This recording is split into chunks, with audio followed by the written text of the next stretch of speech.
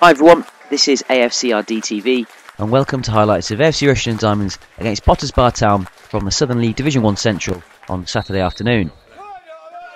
So following the Diamonds' exploits in various cup competitions recently, it was an opportunity for the Diamonds to extend their unbeaten league run.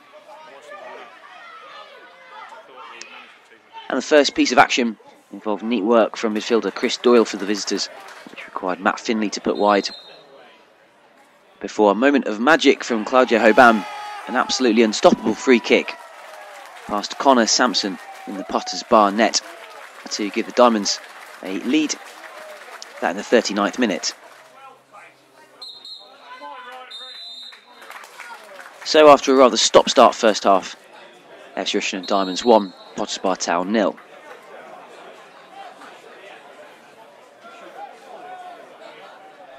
More opportunities would present themselves in the second period. Here Tom Lorraine rushing forward, past keeper Sansom, but defender Liam Fowler was on hand to clear the dangerous ball. But just a few moments later, defender for the away side, Luke Warner-Ely, lashed onto a ball and shot an unstoppable curling effort for the equaliser, that in the 57th minute. The Diamonds would then go close again, although Hoban couldn't get his effort on target.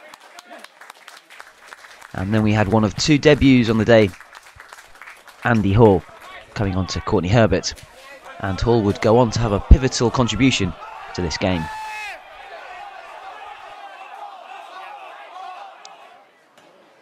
Here Hall lashed onto the ball on the right hand side, managed to dink it past Sansom, and there was Lorraine to head Diamonds back into the lead in the 70th minute.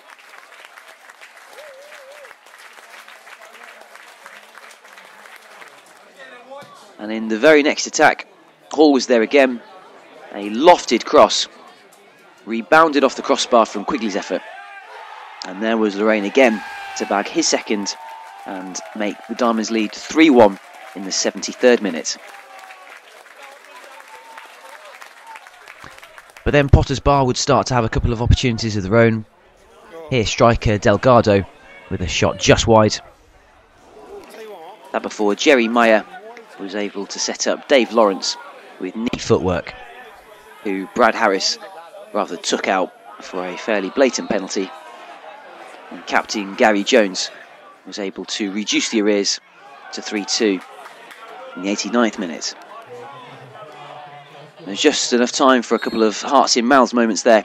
It's a dangerous looking ball ran across the face of goal, but Diamonds were able to see it out.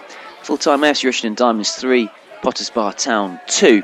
Diamonds move up to 6th position in the league, and next weekend thoughts change again to FA Cup action in the 4th qualifying round with the visit to Barwell.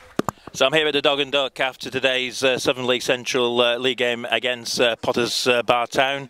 Great 3-1 win for the Diamonds, and I'm here with man of the match, Andy Hall. Andy, you don't usually get half an hour and get man of the match, but 2 goals won us a game.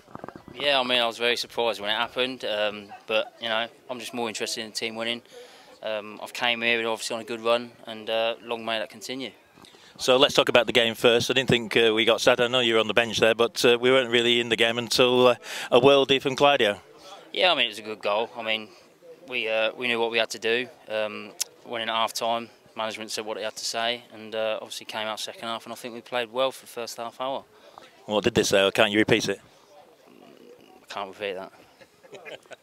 So second half, we did get back in it. They got a good goal as well. And then I think you were on the pitch then. And 2 good goals. Tell us about the first one. Yeah, I mean, just the ball came over. I'd like to have had a better touch to shoot myself, but luckily for me, somebody else was in the box to be on the end of the cross. So. And that's what Tom Lorraine's been doing recently. And then that great cross for the second goal. Yeah, like I say, I mean, it's just put it in a good area, and Quiggs got on the end of it, and obviously it led to the 3rd goal. So, like I say, just long may the wins continue. We hang on about near the end with the penalty, but I suppose the defence last week played really well, and with lots of blocks near the end. Yeah, I mean, people putting their bodies on the line. It's obviously what you look for. 3-1, obviously we look comfortable. They get the second goal. It's always going to be edgy, but the lads held on and got the 3 points. Well, the fans want to know a little bit about you. This is where I ask you questions about your past. So let's start more recently. You were at Stanford, and yeah, obviously was at Stanford at the start of the season, and spoke to Peaksy in the week, and you know, the opportunity came up to come in. It was probably too good to turn down. So. And you live locally? Yeah, I live in Northampton. I know a lot of the lads here already from playing previous clubs, so it feels like I know a lot of lads anyway. So you know, it's easy to settle in. And last season, you know this league, you got a championship medal last year? Yeah, it's sitting at home. Probably got cobwebs on it now, but yeah, I mean, I know this league. I won it last year, but obviously every season's different. You get different teams in it, team strengthened. So I mean, we know as a club what we've got to do, and hopefully we can be up there pushing. And somebody told me you actually played against the Diamonds, the old Diamonds, many years ago. Yeah, then Park in the FA Cup. Can't remember what round it was. Unfortunately, we lost. But yeah, I mean, that was at the old ground. But I mean, times change, and I mean, as a club, we're looking to move forward and be back where we belong. So we're back here on Tuesday for another league game. Hope to see you then, Tom. Yeah, Tuesday, obviously coming thick and fast. Big game Saturday for the lads. Unfortunately, I can't play in that, but I'll be there supporting the lads, and hopefully they can progress and get 3 points. Andy, enjoy the rest of the season. Thanks. I know we'll speak to you again. Cheers, thank you. So it finishes a 5-goal thriller. Diamonds defeat Potters Bartown by the odd goal in 5. 3-2. I'm with manager Andy Peaks. And Peaksy, is there such a thing as a comfortable 3-2 win? It sort of felt that way for Diamonds today. No, I wouldn't say so, Bruce. Certainly wouldn't say it was a thriller either from my point of view. Oh, well, Diamonds didn't have a lot of play much in the first half, either team really, but making up for it was that cracking screamer of a goal by Claudiu Hoban in the 40th minute. Great free kick there for Claudio. Yeah, I mean, that was the one bit of quality in the first half, wasn't it? I thought both teams had bits of possession. I don't think we kept the ball well enough. Not a lot of end products. But yeah, he scored a great goal to put us 1-0 up at half-time, which you would take, but it was important we built on that.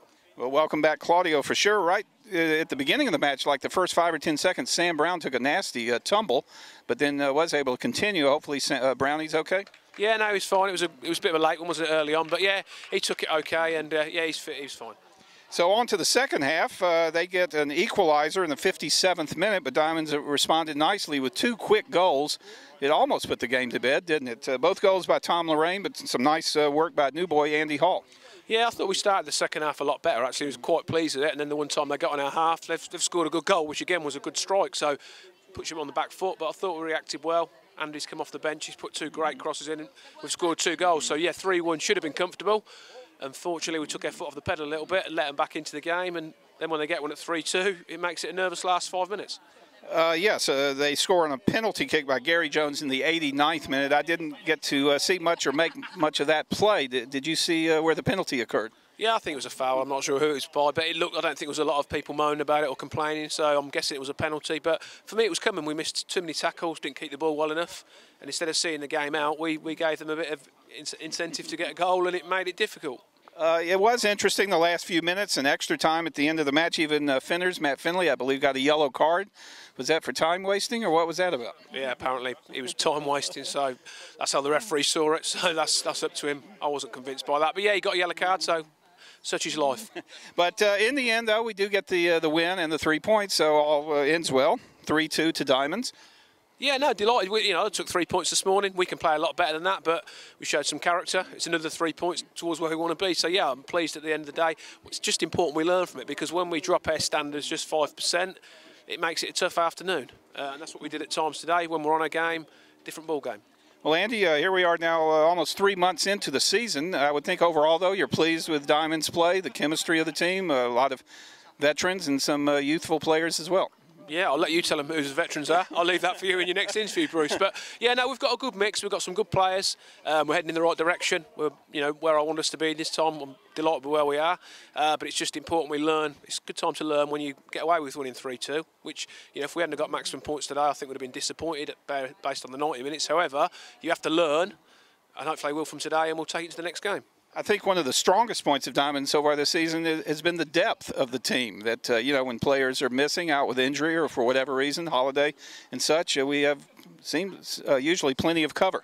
Yeah, it's important. I've said that. It's important you've got a strong bench. We've got a really strong one again today. Obviously, Scott wasn't here. Jack's not here. They're both injured. So even that alone, Elliot's injured. So with them 3 missing at least, you can still look at a strong bench. Charlie Butt wasn't here today. So that's 4, not even on the bench. And we've got a really strong bench. So that's important.